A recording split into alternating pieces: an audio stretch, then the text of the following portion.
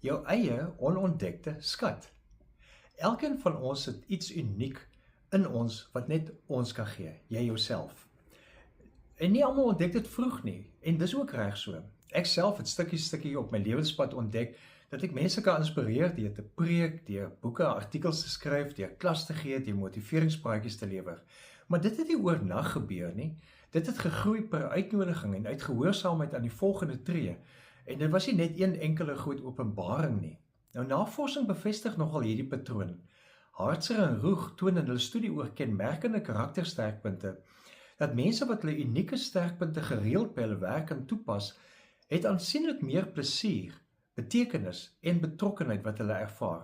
En hulle begin al hoe meer hulle werk sien as hulle roeping en dit voel meer as dit 'n roeping is as 'n taak. En dis presies wat Paulus in Korintiërs skryf in 1 Korintiërs 12 vers 4 tot 7.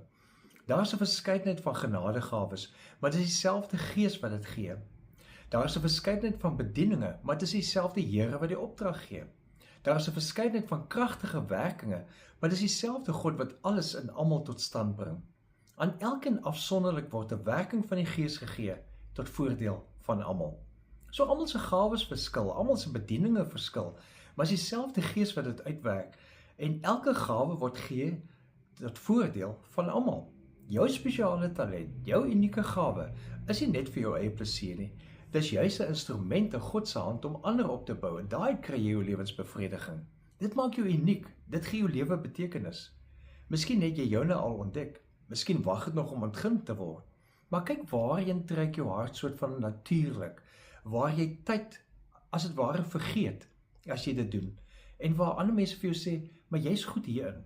Dalk is dit om net goed te kan luister na iemand. Dalk om 'n leesprojek aan te pak, dalk net 'n goeie ma of 'n goeie pa te wees.